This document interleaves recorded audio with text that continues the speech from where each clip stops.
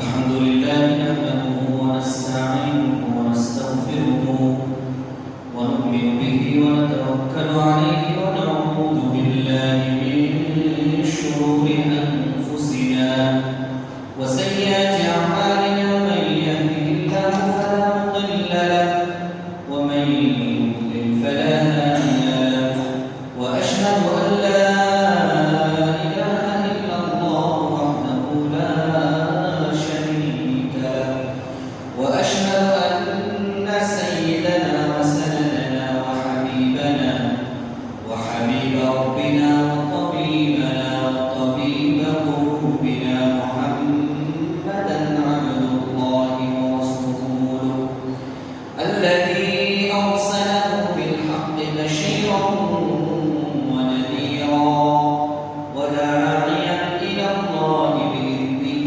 وسراجا منيرا أما بعد فإن أصدق الحديث كتاب الله وأحسن الهدي هدي محمد صلى الله عليه وسلم وشر الأمور محدثاتها وكل محدثة بدعة وكل بدعة ضلالة وكل ضلالة في النار بعد أعوذ بالله من الشيطان الرجيم وما أصابكم من مصيبة فبما كسبت أيديكم ويعفو عن كثير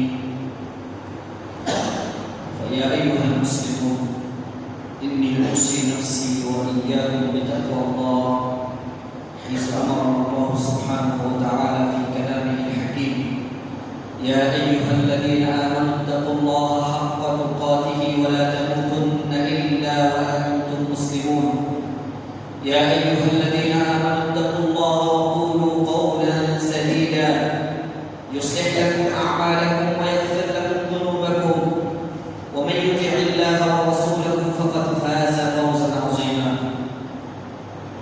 الحمد لله প্রশংসা নিবেদন করছি সেই আল্লাহ সুবহানাহু ওয়া তাআলার জন্য যিনি আমাদেরকে বাংলাদেশের এই চরম পরিস্থিতিতে দুর্যোগপূর্ণ অবস্থায় আমাদের অত্র অঞ্চলকে হেফাজতে রেখেছেন। আমরা সুস্থ আছি এবং নিরাপদে আছি। আল্লাহ তাআলার এই নিয়ামতে শুকরিয়া স্বরূপ আমরা আল্লাহর দরবারে শুকরিয়া পেশ করছি। আলহামদুলিল্লাহ হামদান কাসীরান তাইয়িবান মুবারাকান ফীহি। অতঃপর সমস্ত সালাত ও সালাম আমাদের প্রিয় নবী মুহাম্মদ মুস্তাফা সাল্লাল্লাহু আলাইহি ওয়া আলিহি ওয়াসাল্লামের প্রতি আল্লাহুম্মা সাল্লি আলাইহি আল্লাহুম্মা বারিক আলাইহি। সম্মানিত জুমার সালাতের মুসল্লিবৃন্দ, আজকে আমাদের জুমার খুতবার সংক্ষিপ্ত আলোচনার আলোচ্য বিষয় পাপের পরিণাম বা পাপের ফলাফল। আল্লাহ রাব্বুল আলামিন যদি আমাদেরকে তৌফিক দান করেন তাহলে উক্ত বিষয়ে সংক্ষিপ্ত কথা বলার চেষ্টা করব। বিতৌফিকিল্লাহ ওয়া বিআউনিল্লাহি ওয়া বিফadliল্লাহ মা তৌফিকি ইল্লা বিল্লাহ আলাইহি তাওয়াক্কালতু ওয়া ইলাইহি উনীব। সুবহানাকা লা ইলমা লানা ইল্লা মা 'আল্লামতানা ইন্নাকা আনতাল আলিমুল হাকীম। সম্মানিত প্রিয় উপস্থিতি, আল্লাহ রাব্বুল আলামিন কোরআনুল কারীমের সূরা শুরা 30 নম্বর আয়াতে বলছেন, ওয়া মা আসাবাকুম মিন মুসিবাতিন ফাবিমা কাসাবাত আইদিকুম ওয়া ইয়াফু আন কাসীর। তোমাদের জীবনে যত ত্রুটি বিচ্যুতি আছে, তোমাদের জীবনে যত বিপদ এবং মুসিবত আসে, তোমাদের জীবনে যত বিপর্যয় যত ঘটনা আসে, সে সব কিছু তোমাদের দুই হাতের কামাই। আর আল্লাহ রাব্বুল আলামিন তোমাদের পাপের অনেক কিছু ক্ষমা করে দিয়েছেন। আল্লাহ রাব্বুল আলামিন বলছেন, আমাদের জীবনে যত বিপদ আসে, আমাদের জীবনে যত মুসিবত আসে, আমাদের জীবনে যত বিপর্যয় আসে, সেই সব কিছুর জন্য আমরা নিজেরাই দায়ী। এরপর আল্লাহ তাআলা বলছেন, ওয়া ইয়াফু আন কাসীর, আর তোমাদের পাপের অনেক কিছু আল্লাহ ক্ষমা করে দেন। যদি আল্লাহ তাআলা তোমাদের প্রত্যেকটা পাপের কারণে তোমাদেরকে শাস্তি দিতেন তাহলে তোমাদের অবস্থা কি হতো? আল্লাহ রাব্বুল আলামিন সূরা নাহলের 61 নম্বর আয়াতে বলছেন, ওয়ালাউ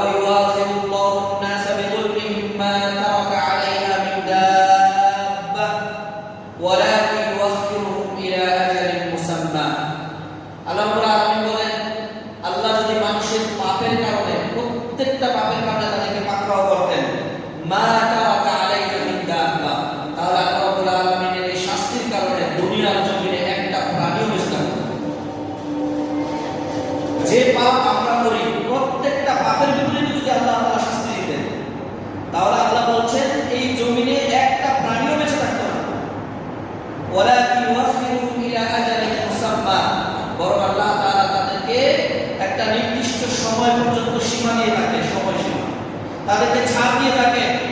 فإذا جاء أجلهم لا يستأخرون ساعة ولا يستقدمون। যখনই তাদের সেই চূড়ান্ত সময় চলে আসে, তারা সেই সময় থেকে এক মুহূর্ত আগেও নিতে পারে না, সেই সময়টাকে এক মুহূর্ত পিছু করতে পারে না, যখন তাদের চূড়ান্ত মৃত্যুর সময় চলে আসে। সম্মানিত উপস্থিতি, আমরা মনে করি যে আল্লাহ তাআলা আমাদের যে পাপ, এই পাপের বিনিময়ে শাস্তি কেবলমাত্র জাহান্নাম দিবেন। কিন্তু জাহান্নাম তো চূড়ান্ত শাস্তি আছে, বিচারের মাঠে আমাদের চূড়ান্ত শাস্তি রয়েছে। এর পূর্বে আল্লাহ তাআলা দুনিয়াতেও পাপের শাস্তি আমাদেরকে দিয়ে থাকেন। শাইখুল ইসলাম ইমাম ইবনুল কাইয়্যিম রাহিমাহুল্লাহ বলেছেন, ইয়ানবাগি আন ইয়া'লামা আন্না আয-যুনুবা ওয়াল মা'আসি কাদুররু ওয়া লা বুদ ওয়া আন্না মারারাহা ফিল কলবি কাদারিস সামুমি ফিল আবদান। এটা নিশ্চিতভাবে জেনে রাখো যে পাপ এবং অবাধ্য আচরণের জন্য আল্লাহ তাআলা তোমাদেরকে শাস্তি দিবেন, আর সেই শাস্তির পরিমাণ তোমাদের অন্তরের ভিতরে যাবে।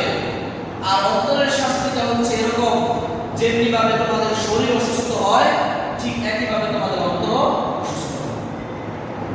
তবে সেই অসুস্থতা সেই পাপের দ্বারা রয়েছে, বা কোন পাপের কারণে কতটুকু শাস্তি, বড় পাপের জন্য বড় শাস্তি, ছোট পাপের জন্য ছোট শাস্তি।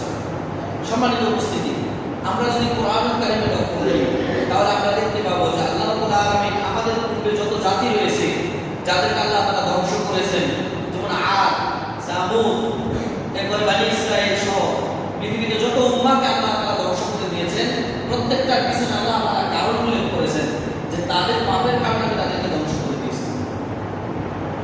সমূলে ধ্বংস হয়ে গেছে, কিন্তু উম্মতে মুহাম্মাদী তাদেরকে আল্লাহ তাআলা সমূলে ধ্বংস করবেন না। আল্লাহ তাআলার কাছে নবী সাল্লাল্লাহু আলাইহি ওয়াসাল্লাম আশ্রয় প্রার্থনা করেছিলেন, কিন্তু আল্লাহ তাআলা তাদেরকে বিভিন্ন শাস্তি দিবেন।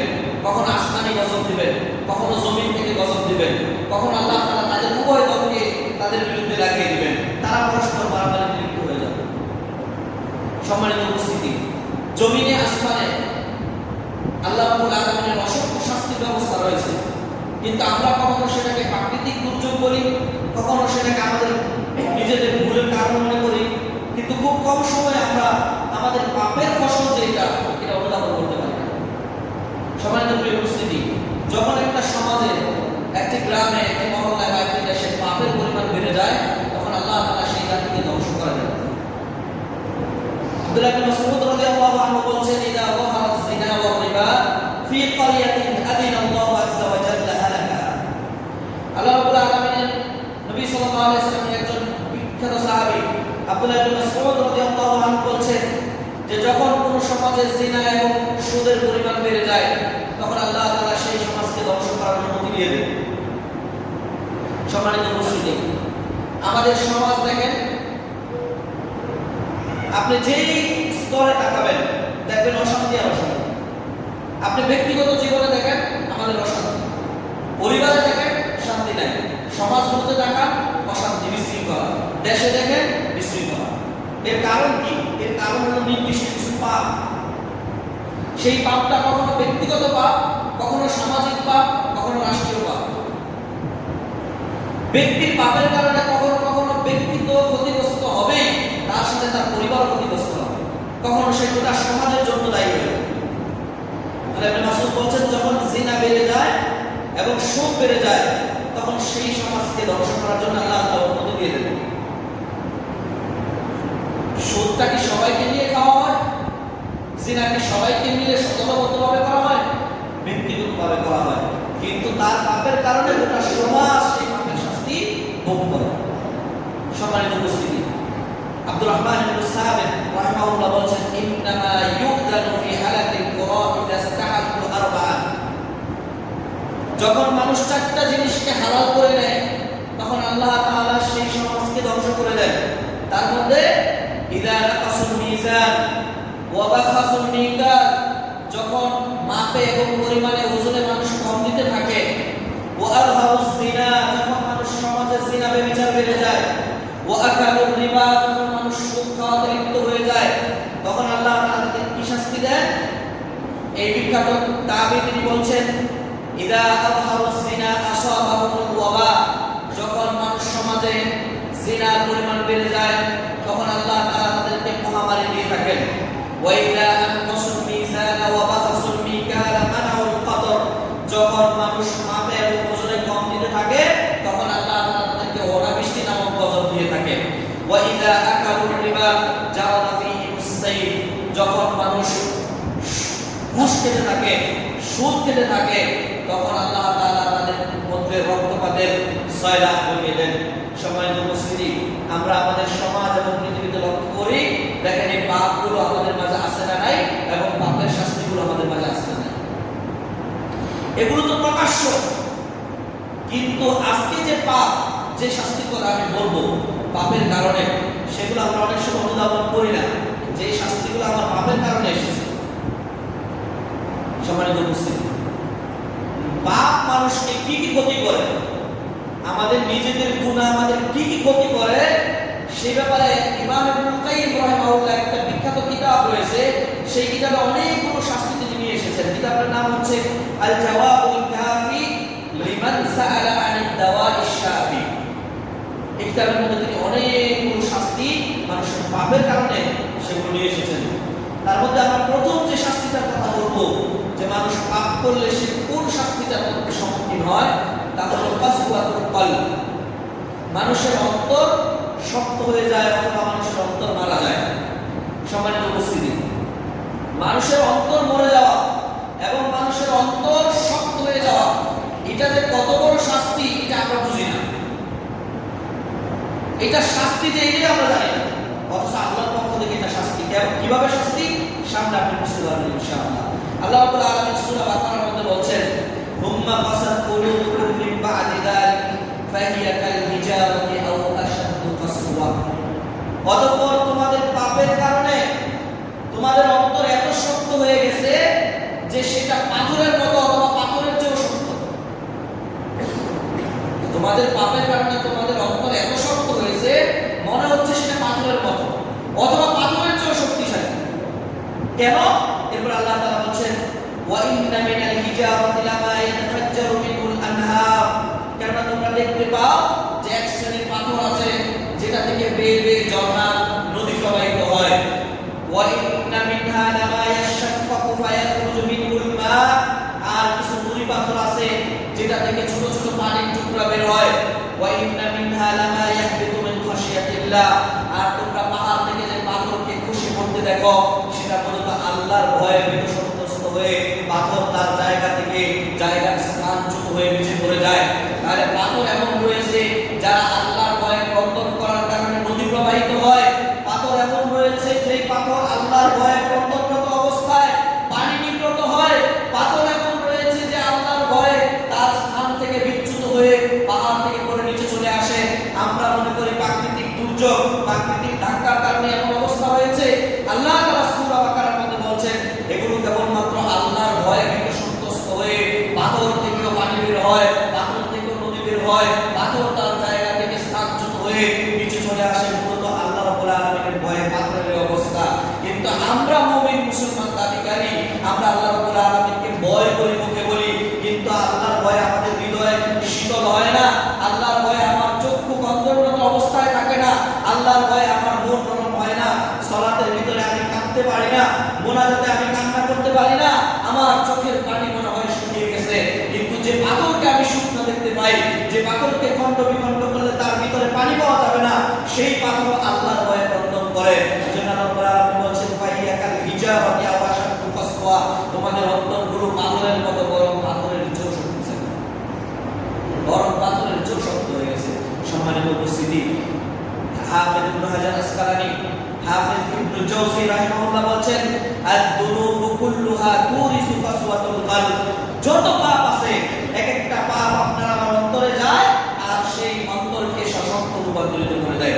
একটা পাপ আমি করি আমার হাত দ্বারা অথবা চোখ দ্বারা অথবা জিহ্বা দ্বারা অথবা পা দ্বারা, কিন্তু সেই পাপের আসর গিয়ে পড়ে আমার অন্তরের ভিতরে। যেই কথা আল্লাহ নবী সাল্লাল্লাহু আলাইহি ওয়াসাল্লাম সহিহ মুসলিমে বলেন, হুদাইফা ইবনে ইয়ামান সহিহ মুসলিম নবী সাল্লাল্লাহু আলাইহি ওয়াসাল্লাম তিনি বলেন, আল্লাহ নবী সাল্লাল্লাহু আলাইহি ওয়াসাল্লাম বলেন, যখন মানুষ কোনো পাপ করে তার পাপের বিনিময়ে তার অন্তরের ভিতরে একটা ফোঁটা দাগ পড়ে। আর সেই দাগ, এক একটা দাগ যখন মানুষের অন্তরের ভিতরে আসে তো সেই দানটাকে গ্রহণ করে নেয়, সেটাকে খেয়ে ফেলে। আর কোন অন্তর সেই পাপটাকে দুই মুছে সাফ করে দেয়, সেটাকে গ্রহণ করে না। এভাবে মানুষের অন্তর দুই রকম হয়ে যায়। একটা এমন সাদা এবং মসৃণ হয় যেটা একেবারে মসৃণ সাদা পাথরের মতো, তখন সে আর কোনো পাপ করতে চায় না। পাপ দেখলে সে ভয় পায়, পাপের কথা শুনলে সে চিন্তিত হয়, পাপ তার দ্বারা সংগঠিত হয়ে গেলে সে ভীত সন্ত্রস্ত হয়। আর যখন আরেকটা অন্তর আছে, যে অন্তরটা পাপটাকে গ্রহণ করে, গ্রহণ করার পরে তার ভিতরে একটা করে কালো কালো কালিমা পড়তে থাকে, পড়তে পড়তে পড়তে পড়তে তার এই অন্তরটাকে উদাহরণ আল্লাহ নবী দিয়েছেন উপর করা একটা পাতিলের মতো, যেই পাতিলের তলদেশ কালো কুৎসিত হয়ে যায়। এমন একটা অন্তরে তার অন্তর পরিবর্তন হয়ে যায়। সেই অবস্থায় সে না হালাল চিনতে পারে, না হারাম চিনতে পারে, না সৎ চিনতে পারে, না অসৎ চিনতে পারে। তার সামনে হাজারো মন্দ কাজ হলে তার অন্তর প্রভাবিত হয় না, তার দ্বারা হাজারো পাপ লিপ্ত হয়ে গেলে তার অন্তর সেটা কিছু মনেই করে না।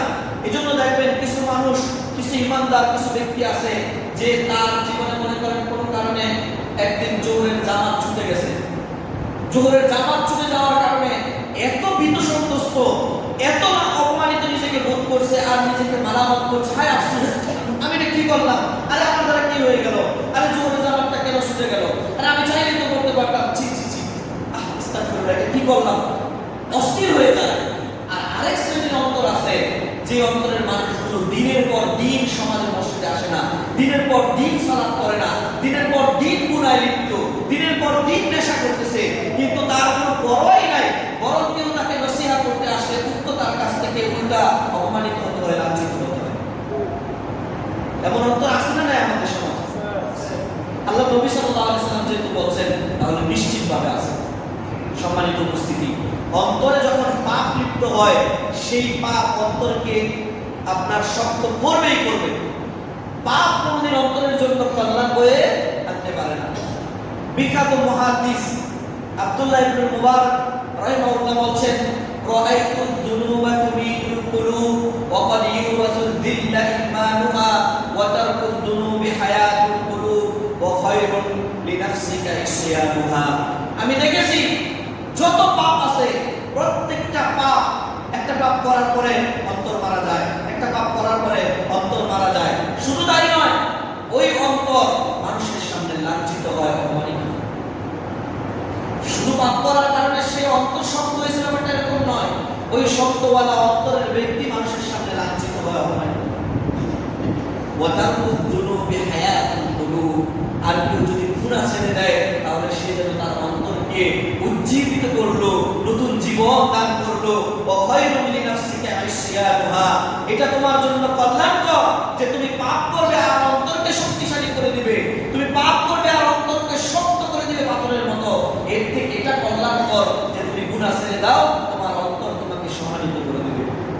সম্মানিত উপস্থিতি, মাহারিব ইবনে দিসা রাহিমাহুল্লাহ বলছেন, আন্না রাজুলা লা ইয়াযনিবু যামবা ফায়াজিবু ফি কলবিহি ওয়াহানা। কোন ব্যক্তি যখন পাপ করে তখন তার পাপের কারণে তার অন্তর শক্তিহীন হয়ে যায়, তার অন্তর অনুভূতিহীন হয়ে যায়। সে অন্তরে কোনো আল্লাহর আল্লাহর ঈমান অনুভব করে না। সালাত, সিয়াম, হজ, যাকাত, আল্লাহর ইবাদত, আল্লাহর আনুগত্য, রাসূলের ভালোবাসা, ঈমান, ইবাদত, এই সমস্ত স্বাদ সে ভোগ করে না, কারণ তার অন্তর ইতিমধ্যে শক্ত হয়ে গেছে। সম্মানিত উপস্থিতি, মানুষের যেভাবে দেহের মধ্যে খাবারের প্রয়োজন হয়, খাবার পেলে দেহ শক্তিশালী হয়, অন্তরেরও খাবার প্রয়োজন হয়, অন্তর শক্তিশালী হয়।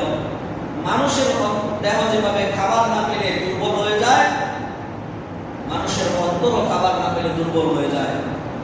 আমাদের যে বাড়ি ঘরের আমরা রড দিয়ে জানলা তৈরি করি বা গ্রিল তৈরি করি অথবা কলাপসেবল গেট তৈরি করি, সেটাকে যদি আমরা নিয়মিত পরিষ্কার না করি, ধোয়ামুছি না করি, তাহলে সেখানে মরিচা পড়ে, আমরা জমকার বলি, মরিচা পড়ে। সেই মরিচা পরিষ্কার করার জন্য কি করতে হয়? বাজার থেকে গ্রিস কাপড় আনতে হয়, এটাকে দৌড়তে হয়, তারপরে গ্রিল দিতে হয়, অনেক কিছু দিয়ে আমরা এগুলোকে সুন্দর করি। ইবনে কাইয়িম রাহিমাহুল্লাহ বলছেন যে মানুষের অন্তরেও মরিচা পড়ে তার পাপের কারণে। সেই পাপকে মরিচা থেকে দূর করার জন্য অন্তরকে ঔষধ হলো দুইটা, একটা হলো তাওবা ওয়াল ইস্তিগফার। যদি সে তাওবা এবং ইস্তিগফার করে তাহলে তার মৃত আত্মাকে সে জীবিত করতে পারে, তার মৃত আত্মাকে, মরিচা পড়া আত্মাকে সে আবার নতুনত্ব দিতে পারে। সম্মানিত উপস্থিতি, তাহলে আমরা জানলাম যে পাপ মানুষের অন্তরকে শক্ত করে দেয়। শক্ত করার ফলে কি হয়? শক্ত করার ফলে মানুষ ইবাদতের স্বাদ ভুলে যায়, মানুষ আনুগত্যের স্বাদ ভুলে যায়, মানুষ আল্লাহর ভয় ভুলে যায়, মানুষ আল্লাহর আনুগত্য ভুলে যায়। এই জন্য 2 নম্বর শাস্তি হলো, যখন মানুষ পাপ করে তখন সে ইবাদতের স্বাদ হারিয়ে ফেলে। মানুষ যখন পাপ করে তখন ইবাদতের স্বাদ হারিয়ে ফেলে। বিশর ইবনুল হারিস রাহিমাহুল্লাহ বলছেন, লা তাজিদু হালাওয়াতাল ইবাদাতি হাত্তা তাজআলু বাইনাকা ওয়া বাইনাশ শাহাওয়াতি হাইতান মিনাল হাদিদ। তুমি কখনোই তোমার ইবাদতের স্বাদ পাবে না, তুমি কখনোই ইবাদত করে মজা পাবে না যতক্ষণ না পর্যন্ত তোমার শাহাওয়াত, তোমার পাপ করার ইচ্ছা এবং তোমার মাঝখানে একটা লোহার দেওয়াল তৈরি করতে না পারবে, ততদিন পর্যন্ত তুমি ইবাদতের স্বাদ পাবে না। যখন তোমার ইচ্ছা, পাপ করার যে অনুভূতি, শাহাওয়াত, এটার মাঝখানে যদি তুমি দেওয়াল তৈরি করতে না পারো তাহলে তুমি কোনোদিন ইবাদতের স্বাদ পাবে না।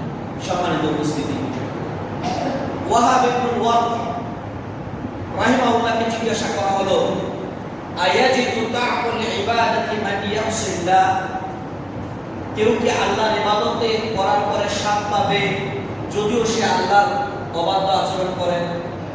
কেউ কি গুনাহে লিপ্ত হওয়ার পরে আল্লাহ তাআলার ইবাদতের স্বাদ পাবে? তখন তিনি বললেন, লা ওয়ালা মান হাম্মা বিমাসিয়াতিহি, পাপ করার পরে আল্লাহর ইবাদতের স্বাদ তো পাবে না, পাবে নাই। এমন কি কোন ব্যক্তি যদি পাপ করার ইচ্ছা পোষণ করেছে সেও আল্লাহর ইবাদতের স্বাদ পাবে? পাপ করে ফেলছে সে ব্যক্তি তো আল্লাহর ইবাদতের স্বাদ পাবেই না, এমন কি পাপ করার নিয়ত করেছে এমন ব্যক্তিও আল্লাহর ইবাদতের স্বাদ পাবে না। নাউযুবিল্লাহি মিন যালিক। সম্মানিত উপস্থিতি, ইয়াহইয়া ইবনে মুআয রাহিমাহুল্লাহ বলেন, আল কলবু লা ইয়াজিদু হালাওয়াতাল ইবাদাতি মা'আদ দুনুব, কোন অন্তরের ভিতরে পাপ আছে এমন অন্তর আল্লাহর ইবাদতের স্বাদ পাবে না। আল্লাহর ইবাদতের স্বাদ পাওয়ার জন্য তার অন্তরকে পরিষ্কার করতে হবে গুনাহ থেকে, অন্তরকে পরিষ্কার করতে হবে নিফাক থেকে, অন্তরকে পরিষ্কার করতে হবে শিরক থেকে, অন্তরকে পরিষ্কার করতে হবে মন্দ চিন্তা থেকে। আল্লাহ রাব্বুল আলামিন কোরআনুল কারীমে বলছেন, ইন্নাস সামআ ওয়াল বাসারা ওয়াল ফুআদা কুল্লু উলাইকা কানা আনহু মাসউলা, নিশ্চয়ই তোমাদের চোখ, নিশ্চয়ই তোমাদের কর্ণ, এই সমস্ত বিষয়ে তো তোমাদেরকে জিজ্ঞাসা করা হবেই হবে। যে চোখ দিয়ে কি পাপ করেছো জবাব দিয়ে যাও, কান দিয়েছি ভালো জিনিস শ্রবণ করার জন্য, সেটা দিয়ে ভালো জিনিস শ্রবণ করেছো কিনা জবাব দিয়ে যাও। কেবল তাই নয়, আল্লাহ রাব্বুল আলামিন বলেন, ওয়াল ফুআদু কুল্লু উলাইকা কানা আনহু মাসউলা, এমনকি তোমার অন্তর দুনিয়ায় কোন চিপায় বসে বসে, কোন অন্ধকারে বসে বসে পাপ করার ইচ্ছা করেছিল সেই ব্যাপারে আল্লাহ তাআলা তোমাদেরকে জিজ্ঞাসা করবেন। সম্মানিত উপস্থিতি, চক্ষু আছে বলে আমরা যে কোনো পাপ করতে পারি না, কর্ণ শক্তি আছে বলে যেটা সেটা শুনতে পারি না। উলামায়ে কেরাম বলছেন, অন্তর হলো দেহের রাজা। রাজা যখন দুর্বল হয়ে যায়, রাজ্য দুর্বল হয়ে যায়। অন্তর হলো দেহের রাজা, আর বাকি অঙ্গ প্রত্যঙ্গ হলো তার প্রবেশদ্বার। যখন এই প্রবেশদ্বারগুলো শক্তিশালী না হয় তখন অন্তর নামক রাজা দুর্বল হয়ে যায়। আর যদি প্রবেশদ্বার শক্তিশালী হয়, যে চোখ অত্যন্ত কঠিন পাহারাদার, চোখ কোনোদিন কোনো মাসিয়াত, কোনো জুলুম দেখবে না, কান কোনোদিন কোনো মন্দ জিনিস শুনবে না, পা দিয়ে কোনোদিন কোনো মন্দ জায়গায় হেঁটে যাবে না, হাত দিয়ে কোনোদিন কোনো খারাপ কাজ স্পর্শ করবে না। এইভাবে যদি তার এই দরজাগুলোকে সে শক্ত পাহারা দিতে পারে তাহলে অন্তর নামক এই রাজা শক্তিশালী হবে। যার অন্তর নামক রাজা যত শক্তিশালী, তার এই দেহ নামক রাজ্য তত শক্তিশালী হবে। পাপ তাকে স্পর্শ করতে পারবে না, গুনাহ তাকে স্পর্শ করতে পারবে না। সে একজন নির্ভেজাল ঈমান মুমিন হয়ে আল্লাহ রাব্বুল আলামিনের ইবাদত করতে পারবে, মেহমানের স্বাদ পাবে। আল্লাহ নবী সাল্লাল্লাহু আলাইহি ওয়াসাল্লাম বলেছেন দা কাতাউল ঈমান মান রাদিয়া বিল্লাহি রাব্বা ওয়া বিল ইসলামি দীনা ওয়া বি মুহাম্মাদিন নাবিয়্যা। যে আল্লাহর ইবাদতের স্বাদ পেতে চায়, আল্লাহর প্রতি ঈমানের স্বাদ পেতে চায়, সে যেন বলে আমি রবকে আল্লাহকে রব পেয়ে সন্তুষ্ট, ইসলামকে দ্বীন হিসাবে পেয়ে সন্তুষ্ট এবং আমাদের নবী মুহাম্মদ রাসূলুল্লাহ সাল্লাল্লাহু আলাইহি ওয়াসাল্লামকে নবী হিসাবে পেয়ে সন্তুষ্ট। কিন্তু আমিও তো স্বীকার করি আল্লাহ আমার রব, আমিও স্বীকার করি দ্বীন আমার ইসলাম, আমিও স্বীকার করি নবী আমার মুহাম্মদ, কিন্তু তারপরও আমি ইবাদতের স্বাদ কেন পাই না? কারণ আমি আমার অন্তরকে মেরে ফেলেছি পাপের কারণে। আমার অন্তরে পাপ দিয়ে পরিপূর্ণ হয়ে আছে, আমার অন্তর এত কালো হয়ে গেছে পাপের কারণে যেখানে আর আলো ছোঁয়া পেতে পারে না। এজন্য আমি সিজদা ঠিকই দেই কিন্তু আমার মন সিজদায় থাকে না। আমি রুকু ঠিকই করি, আমার মন রুকুতে নাই। আমি সালাত ঠিকই করতেছি, আমার সালাত মিস হয় না, কিন্তু আমি সালাতের মজা পাচ্ছি না। আমাদের সালাতে সালেহিনরা সালাতে দাঁড়িয়ে গেলে দুনিয়া ভুলে যেতেন, সালাতে দাঁড়িয়ে গেলে দুনিয়ার কথা মাথা থেকে ভুলে যেত। দুনিয়ায় যখন পেরেশানি করতো তখন সালাতে চলে আসতো পেরেশানি থেকে দূর হওয়ার জন্য। আর আমরা সালাত করি কেবলমাত্র দায়িত্ব থেকে বাঁচার জন্য, যাতে আমি বলতে পারি যে আমি সালাত করছি। আমার সালাতই সালাতের ভিতরে নাই। সালাত আমার সমাজে উপকার দিত, সালাত আমার পরিবারে উপকার দিত, সালাত আমার রাষ্ট্রে উপকার দিত, সালাত আমার জীবনে উপকার করত। কিন্তু আমার সালাতেই উপকার দেয় না। আমার রুকু হলে সিজদার কথা ভুলে যায়, সিজদায় গেলে আরেক তাসবিহর কথা ভুলে যায়, তাশাহুদে বসলে দুরূদ পড়েছি কিনা সেই কথা ভুলে যায়। সম্মানিত প্রিয় উপস্থিতি, যেমনি ভাবে মানুষ শরীরে ব্যথা পেলে তার দেহ অসুস্থ হয়, তেমনি ভাবে কোনো ব্যক্তি যদি পাপ করে তাহলে তার অন্তর অসুস্থ হয়। তখন সে যেমনি ভাবে যতই খাবার তাকে দেওয়া হোক একজন অসুস্থ ব্যক্তি মনে করে, মারাত্মক অসুস্থ। আপনি আর আমি দেখতে গেলে মালটা নিয়ে যায়, আঙুর নিয়ে যায়, আপেল নিয়ে যায়, কত ভালো ভালো উত্তম খাবার নিয়ে যায়। বাড়িতে আপনার ভালো ভালো রান্না হচ্ছে, কিন্তু সে স্বাদ পায় না। কেন স্বাদ পায় না? সে অসুস্থ, তার জীবন নষ্ট হয়ে গেছে, শরীর তার দিচ্ছে না, খাবারের প্রতি কোনো আগ্রহ নাই। ঠিক একইভাবে ইয়াহইয়া ইবনে মুআয রাহিমাহুল্লাহ বলছেন, ঠিক একইভাবে কোন পাপী ব্যক্তি তার অন্তরকে এমন ভাবে মেরে ফেলে যেমনি ভাবে একজন শারীরিক অসুস্থ ব্যক্তি ভালো খাবার খেলেও সে খাবারের স্বাদ পায় না, ঠিক একইভাবে অন্তরের রোগে আক্রান্ত যে ব্যক্তি সে আর ইবাদতের স্বাদ পাবে না। ইবাদত করে যাবে কিন্তু ইবাদতের স্বাদ সে আর পাবে না। সম্মানিত উপস্থিতি, আল্লাহ রাব্বুল আলামিন আমাদেরকে আমাদের অন্তরকে হেফাজত করে ইবাদতের স্বাদ এবং ঈমানের স্বাদ পাওয়ার তৌফিক দান করুন। আল্লাহুম্মা আমিন। বারাকাল্লাহু লি ওয়া লাকুম ফিল কুরআনিল আযীম ওয়া নাফা'আনি ওয়া ইয়্যাকুম বিমা ফীহি মিন আল-আয়াতি ওয়াদ-যিকরিল হাকীম। আকুলু কওলি হাযা আস্তাগফিরুল্লাহ লি ওয়া লাকুম ওয়া লিসাইরিল মুসলিমিন মিন কুল্লি যানবিন ফাস্তাগফিরুহু ইন্নাহু হুয়াল গফুরুর রাহিম।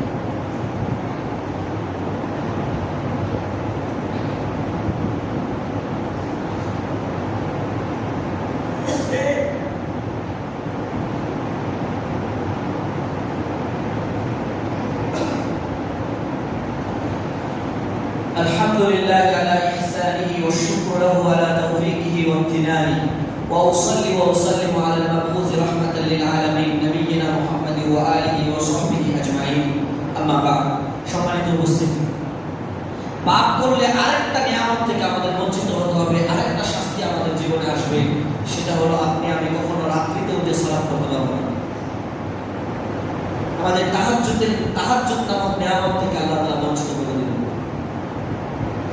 অথচ আল্লাহ তাআলা মুমিন বান্দাদের ব্যাপারে বলেছেন, জান্নাতি বান্দাদের ব্যাপারে, যে যারা মুমিন জান্নাতে যাবে তাদের সম্পর্কে আল্লাহ তাআলা বলেন, তাতাজাফা জুনুবুহুম আনিল মাদাজি'i ইয়াদউনা রাব্বাহুম খাউফাও ওয়া তামাআন ওয়া মিম্মা রাযাকনাহুম ইউনফিকুন। যারা জান্নাতে যেতে চায়, জান্নাতি যারা হবে, যারা মুমিন বান্দা, তাদের পিঠ সারা রাত বিছানায় থেকে থাকে না। রাত্রির একটা সময় এলে তারা আল্লাহ রাব্বুল আলামিনের জান্নাতের আশায় আর জাহান্নামের ভয়ে তারা সজাগ হয়ে যায়। তাতাজাফা জুনুবুহুম আনিল মাদাজি'i ইয়াদউনা রাব্বাহুম খাউফাও ওয়া তামাআন।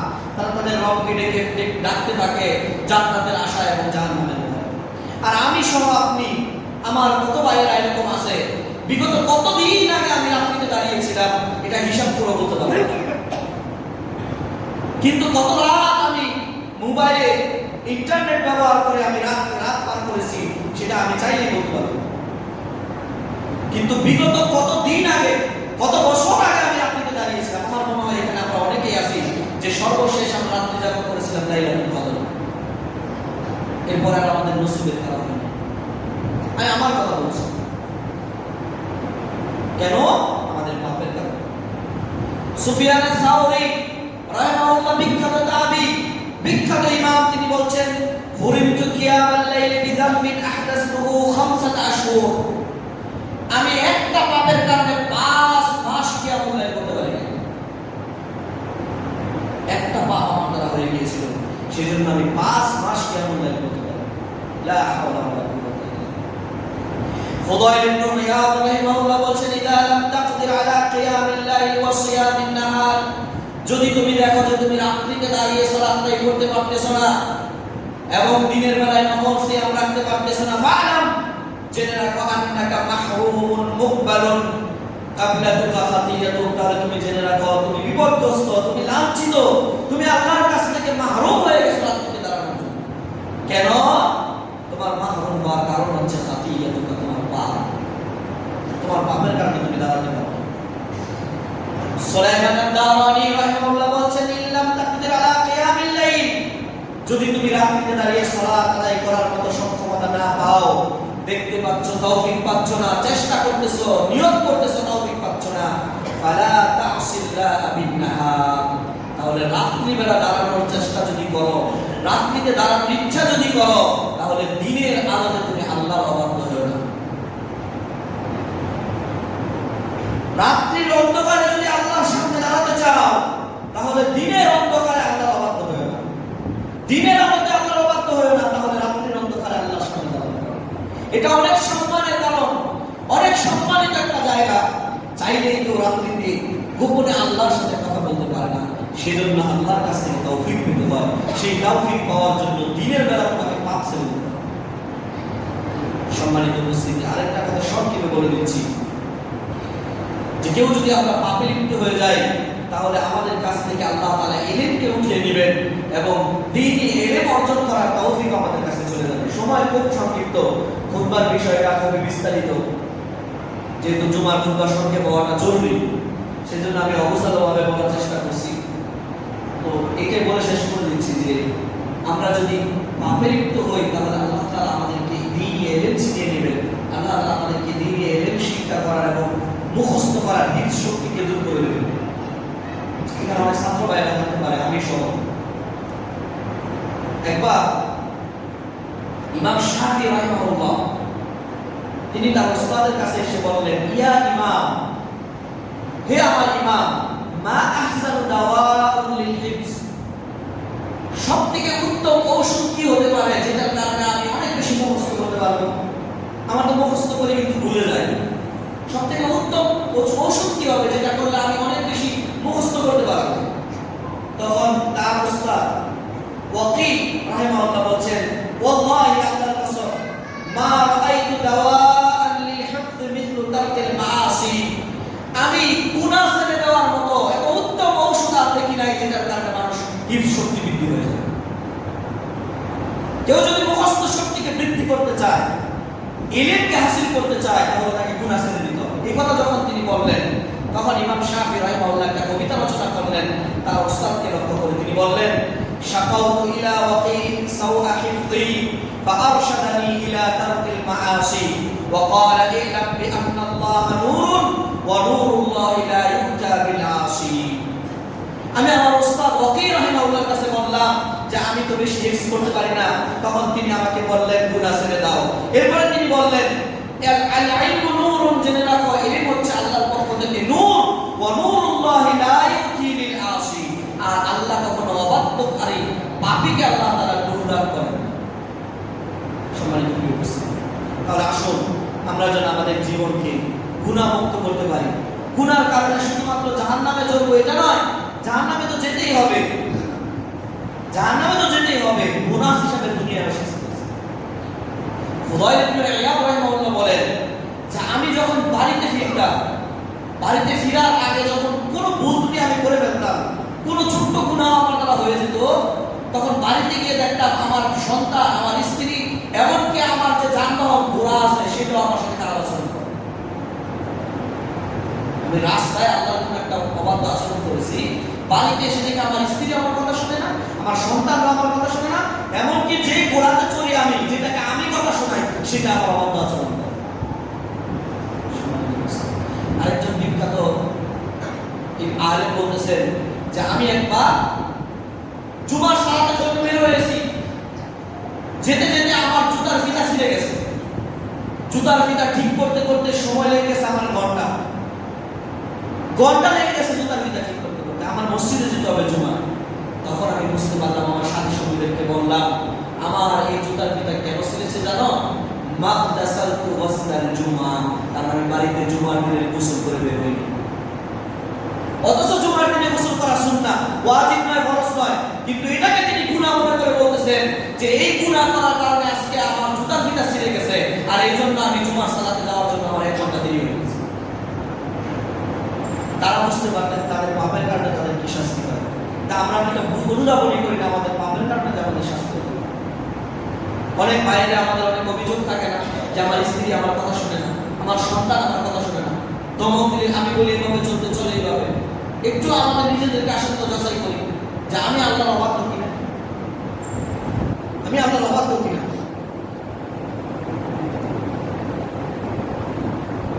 যারা স্বামী এবং স্ত্রীর মধ্যে মহাব্বত চান, ভালোবাসা বৃদ্ধি করতে চান, যারা তাদের সন্তানকে অনুগত হিসাবে পেতে চান, তাদের উচিত নিজেদেরকে নিয়ে একটু ভাবা যে আমার দ্বারা আল্লাহ তাআলার কোনো গুনাহ হয়ে যাচ্ছে কিনা, সেই শাস্তি আল্লাহ তাআলা আমার অধীনস্থ ব্যক্তিদের মাধ্যমে আমাকে লাঞ্ছিত করছে কিনা। সম্মানিত প্রিয় মুসলিম, আল্লাহ রাব্বুল আলামিন আমাদের খুতবা আগে আমাকে আমল করার তৌফিক দান করুন, আল্লাহুম্মা আমিন। এরপর আপনাদেরকে আমল করার তৌফিক দান করুন। সম্মানিত মুসলিম, আপনারা জানেন যে আমাদের দেশের লক্ষ্মীপুর, নোয়াখালী, ফেনী, কুমিল্লা সহ অনেকগুলো জেলা বন্যার পানিতে তলিয়ে গেছে। খুতবা শেষ, বন্যার পানিতে তলিয়ে গেছে। আসলে কি বন্যা? আসলে বন্যা। এই বন্যা পানি দ্বারা তৈরি হয় না, এই বন্যা জল দ্বারা তৈরি হয়েছে। বাংলাদেশের যে পানি, যে জলোচ্ছ্বাস, যে জলের ধারা এখন দেখতে পাচ্ছেন, যার কারণে আমার অসহায় শিশু অবাক দৃষ্টিতে তাকিয়ে আছে।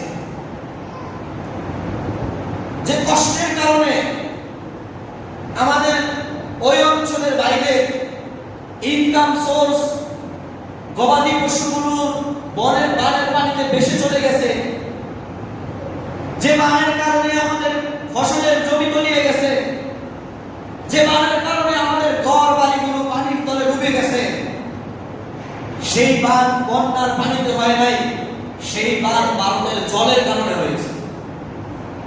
সম্মানিত উপস্থিতি, ভারত মনে করেছে তাদের সাথে আমাদের সম্পর্ক খারাপ হওয়ার কারণে তারা আমাদেরকে হাতে মারবে না, ভাতে মারবে। তারা আমাদেরকে সেনা না পাঠিয়ে তারা পানি ছেড়ে দিয়ে আমাদেরকে কষ্ট দিবে। কিন্তু ভারত এটা ভুলে গিয়েছে, এটা মুসলিম দেশ। এদেশে হাজার কোটি মানুষ ইমানদার। গতকালকে রেকর্ড পরিমাণের রেমিটেন্স পাঠিয়েছে আমাদের প্রবাসী যোদ্ধা ভাইয়েরা। গতকাল একদিনে ঢাকা বিশ্ববিদ্যালয় টিএসসিতে প্রায় 14 লক্ষ টাকা কালেকশন করা হয়েছে। শেখ আহমদুল্লাহ নেতৃত্বে আস-সুন্নাহ ফাউন্ডেশন থেকে 10 কোটি টাকা ডোনেশন করা হয়েছে। বিভিন্ন কোম্পানিগুলো তাদের গাড়ি সার্ভিসিং ফ্রি করে দিয়েছে। বিভিন্ন সিম কোম্পানিগুলো ওই অঞ্চলে ইন্টারনেট সেবা এবং ফ্রি মিনিট দিয়ে দিয়েছে। হিন্দু ব্যক্তিরা আস-সুন্নাহ ফাউন্ডেশনের সহযোগিতা নিয়ে এসেছে। তাহলে ভারত সরকারকে আমরা বলে দিতে চাই, আপনার এই জলের গতি থেকে বাংলাদেশের মুসলিম ইমানদার এবং বাংলাদেশের সার্বভৌমত্ব প্রেমী হিন্দুদের জোয়ার বেশি শক্তিশালী। এই জোয়ার আপনি ঠেকাতে পারবেন না, আপনারা ঠেকাতে পারবেন না।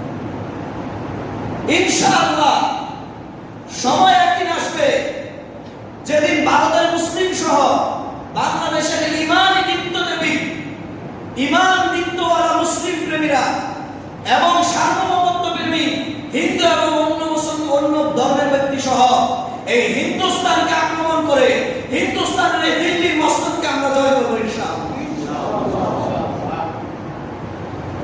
যেমনি ভাবে বিগত 800 বছর মুসলিম শাসকদের নেতৃত্বে ভারতের উপমহাদেশকে স্বাধীন শাসন করা হয়েছে বিনা জুলমে, ইনসাফ এবং ন্যায়ের মাধ্যমে, ঠিক একইভাবে একদিন এই হিন্দুস্তান মুসলিমদের পতাকা তলে আসবে।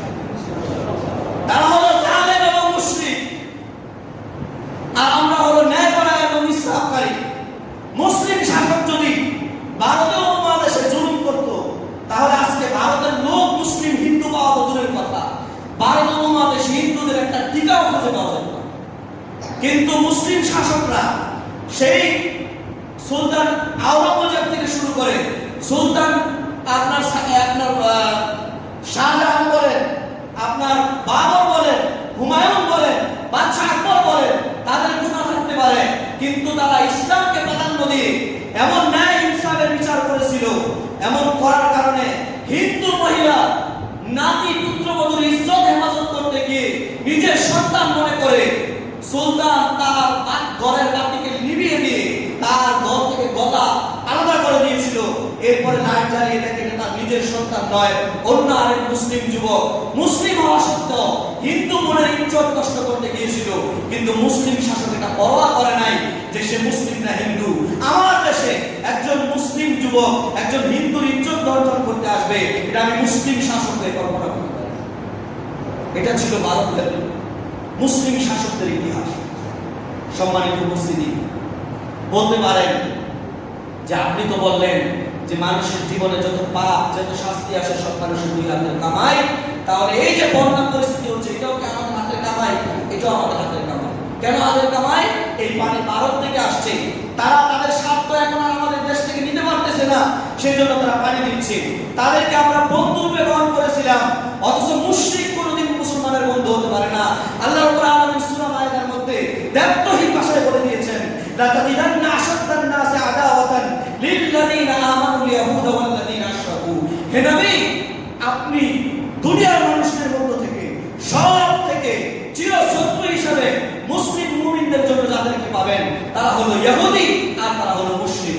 ভারতের হিন্দুত্ববাদী সরকার, ভারতের এই মালাওয়ার সরকার কোনোদিন মুসলমানের বন্ধু হতে পারে না, কোনোদিন তারা আমার বন্ধু হতে পারে না। কিন্তু তাদেরকে আমরা প্রায় 15 বছর বন্ধু হিসেবে গ্রহণ করেছি। বন্ধু হিসেবে গ্রহণ করার কারণে তাকে আমার দেশ দিয়েছি, তাকে আমার সম্পদ দিয়েছি, তাকে আমি রাষ্ট্র দিয়ে দিয়েছি, তাকে আমি আমার নদী সম্পদ দিয়েছি, সমুদ্র বন্দর দিয়েছি। এই অসুস্থতা, এই অসুস্থ চিন্তা এবং এই পাপের কারণে আজকে ভারত আমার উপরে চোখ তুলে তাকাতে পারে। কিন্তু বিগত কোন সময়ে ভারতের সেনাবাহিনী সহ ভারত কোনোদিন মুসলমান দেশের উপরে তাকাতে পারে না। মনে করেন না যে বাংলাদেশকে ভারত ঘিরে রেখেছে, বরং ভারতকে বিভিন্ন শত্রু দ্বারা ঘেরা আছে। যেমনি একদিকে আছে পাকিস্তান মুসলিম দেশ, একদিকে আছে বাংলাদেশ মুসলিম দেশ, আরেকদিকে আছে মালদ্বীপ, আরেকদিকে আছে চীন, আর পাশে আছে আফগান। যদি সমস্ত দেশ একসাথে আসে ভারতের মসনদ খণ্ড বিখণ্ড হয়ে যাবে। ভয়ের কোনো কারণ নাই, ভয়ের কোনো কারণ নাই। আমরা এই হিন্দুস্তানের মুশরিক, নাজাস, এই সমস্ত অপবিত্র ব্যক্তিদেরকে কোনোদিন ভয় করি না। কেননা ভারত বাংলাদেশ যদি কোনোদিন যুদ্ধে লিপ্ত হয়েও যায়, ভারতের হিন্দুরা আসবে তাদের সার্বভৌমত্ব রক্ষা করার জন্য। এগুলো বেঁচে থাকলেও জাহান্নামী, মরলেও জাহান্নামী। আর বাংলার আমার ছেলেরা, তরুণ সমাজ এবং বৃদ্ধদের নেতৃত্বে মুসলিম জাতি যখন হিন্দুস্তানের বিরুদ্ধে লড়াই করবে, তাদের অন্তরে সৈনিক তামান্না নিয়ে তারা যাবে। মরলে তারা শাহাদাতের মর্যাদা লাভ করবে, যদি আল্লাহ চায়। বাঁচলে তারা সম্মানের জীবন যাপন করবে। সম্মানিত উপস্থিতি, ভারতের এই আগ্রাসনে আমাদের দেশের সেই অঞ্চলগুলো পানিতে তলিয়ে গেছে। সেই অঞ্চলগুলো মা বোন, বিশেষ করে শিশু বাচ্চারা আজকে অসহায়। বিশেষ করে গবাদি পশুগুলো তাদের ঘর বাড়ি আশ্রয় সব তারা হারিয়ে ফেলেছে। এই বন্যা আমার এখানে আসবে না এই নিশ্চিত আমরা দিতে পারি না। এই বিপদ আমাদের এখানে আসবে না এই নিশ্চয়তা আমরা দিতে পারি না। আজকে যদি আমরা তাদের পাশে দাঁড়াই, তাহলে আমাদের পাশেও কেউ না কেউ দাঁড়াবে। আর আল্লাহ রাব্বুল আলামিন নবী বলছেন, কেউ যদি দুনিয়ায় কোনো বান্দার পেরেশানি দূর করে দেয়, আল্লাহ হাসরের মাঠে বিচারের ময়দানে তার পেরেশানি সম্মানিত উপস্থিতি, আল্লাহ তাআলা নবী বলছেন আল্লাহ রাব্বুল আলামিন ওই বান্দার সাহায্য ততক্ষণ করতে থাকে যতক্ষণ বান্দা আরেক ভাইয়ের সাহায্য নিতে থাকে। তাহলে কি আমাদের উচিত না তাদের সাহায্যে এগিয়ে আসা? যদি উচিত হয় তাহলে আসেন আমরা তাদের জন্য কিছু সহযোগিতা করি। এখনই সলাতের আগে প্রত্যেক কাতার থেকে একজন করে ভাই উঠে যান, প্রত্যেক কাতার থেকে একজন করে ভাই উঠে যান।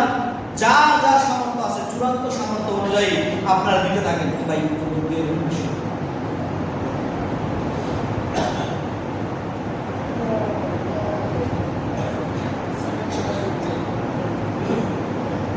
আচ্ছা, আমাদের বাসুকি মাদ্রাসা ছাত্র ভাইরা কিছু উদ্যোগ নিয়েছে, তারা কি আছে এখানে? যারা আছেন ছাত্র ভাইরা, হ্যাঁ আপনারা কালেকশন করেন, আপনারা তাদেরকে কেউ খালি হাতে ফেরত দিবেন না, তাদের প্রত্যেকে কিছু না কিছু দেন। আমরা যদি এই নিয়ত করি যে আল্লাহ এমন বিপদ যদি আমার কাছে আসে আমিও যেন বিপদ থেকে উদ্ধার পেতে পারি, এই নিয়ত অন্তত করেন। আর বর্তমানে বাংলাদেশে এখন এই সময়ে এর থেকে বড় ইবাদত আর নাই, তাদের পাশে দাঁড়ানোর থেকে বড় ইবাদত আর নাই। এজন্য আসলে আমরা সবাই তাদের পাশে দাঁড়ানোর চেষ্টা করি, যার যার সামর্থ্য অনুযায়ী আল্লাহ তাআলা এই অভাবগ্রস্ত বান্দাদেরকে যেন আমরা সহযোগিতা করি। আল্লাহ আমাদের তৌফিক দান